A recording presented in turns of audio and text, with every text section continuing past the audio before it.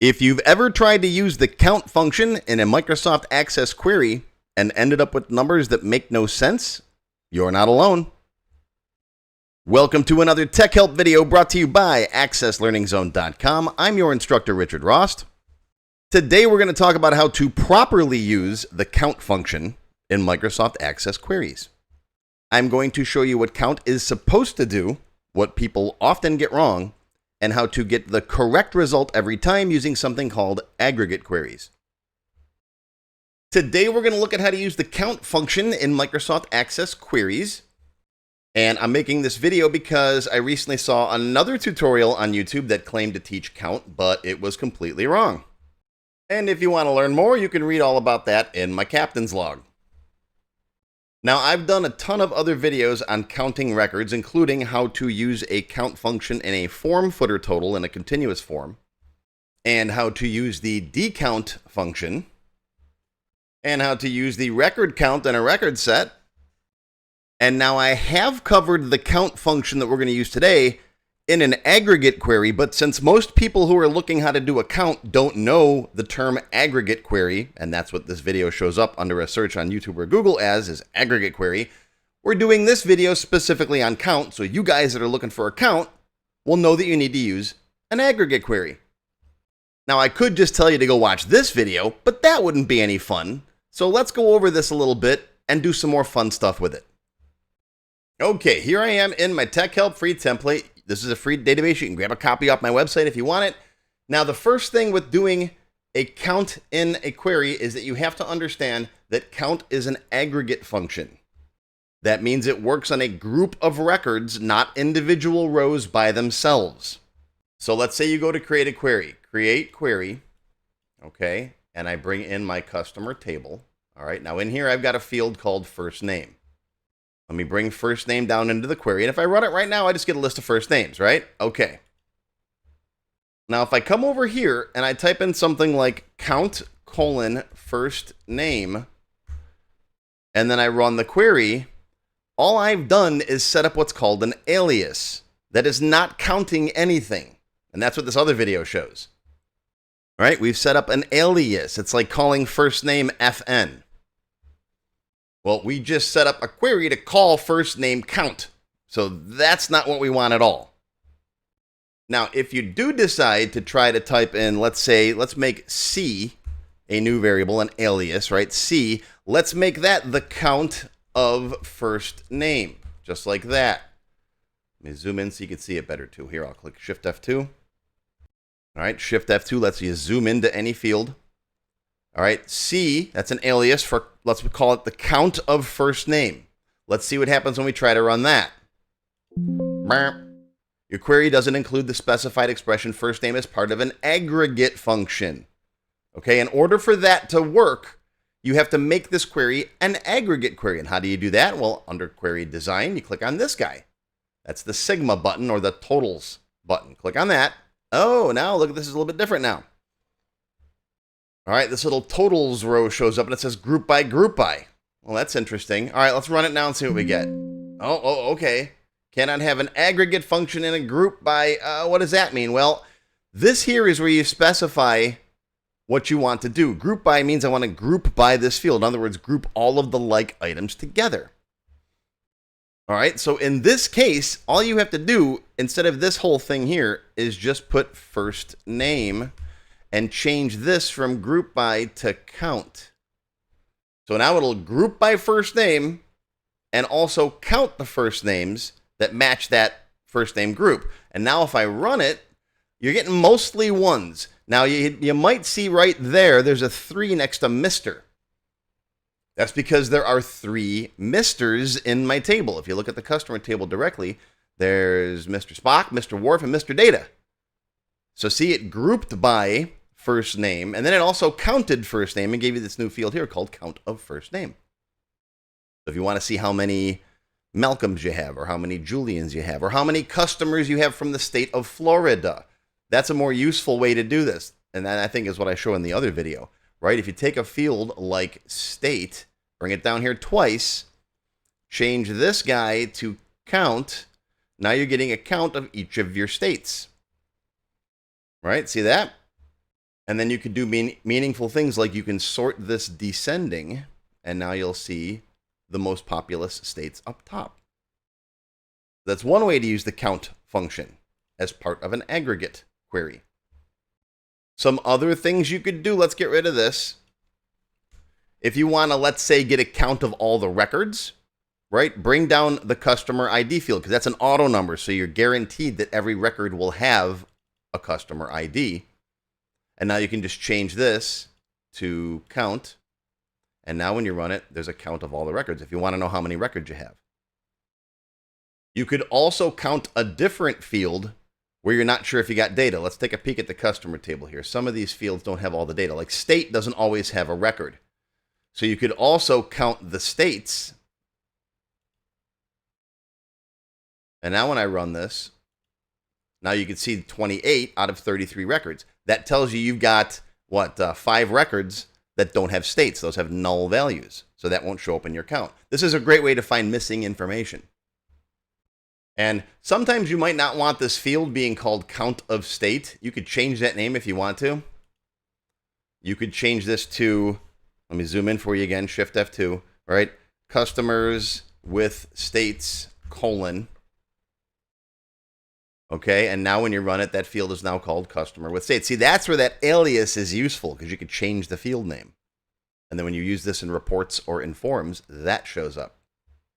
And hey, real quick, if you're liking this video, hit that like button. Make sure you subscribe to my channel. You can also use multiple tables in here. So let's say you got customers and you got orders, right? Bring them in here like that. You got a relationship between customer ID there and customer ID there. So now you put customer ID on the left and order ID on the right and change this to count. And now you'll get a list of each customer and how many orders they have. And this guy here has 2 orders. See that? And that is now the count of order ID. See? Group it by customer. So all the same customer are grouped together and then count up the orders that they have. Now here's a popular gotcha. This one gets a lot of people in trouble. Let's say you want to do some math on that value, right? This value here, this 1 or 2. All right, or it could be more. Let's say you want to double that number. Okay, just hypothetically. I know it's a silly example, but I'm just trying to teach you something. Because a lot of times people will have valid counts in here, like how many kids they have or how many, whatever. So let's say, now the name of this field, remember, is count of order ID. Let's make that easier to use in our calculations. Let's come in here and let's give it an alias. Let's call it C. That's why people usually use aliases, make things easier. All right, so C is going to be the count of the order ID. When I run it now, it's just C. All right, great. Nice and short to use in our calculations.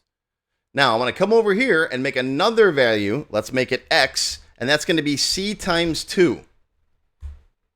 Okay, now normally in regular queries, you can do this just fine. But if I do it now, enter parameter value. What does that mean? Well, I got a whole separate video on the nuances and the ins and outs of enter parameter value. But basically what it means is Access is saying, I got no idea what you're talking about. In this case, it's saying, I don't know what C is. So just hit cancel. Why doesn't it know what C is? Well, because C hasn't been calculated yet. When this query first starts to run, for every row, it's got to figure out what C is. And so it doesn't know what C is to be able to multiply C times 2. Okay, so the point I'm trying to teach you is you can't do math or any other calculations based on that aggregated value inside this query. So the key is, the solution is, don't do it here. Save this query. Let's call it order count Q. Okay, now close that query, make a second query. And for this query, we're going to use that order count Q as our record source. And now see, there's 2 fields in there. Now you can bring in customer ID and the C. And now you can come over here and say X is C times 2. And now it knows what that is, because when this query runs, it has C as a calculated value already.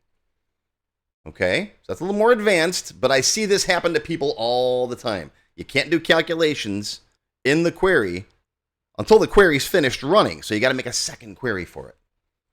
Okay? So I hope that helps someone.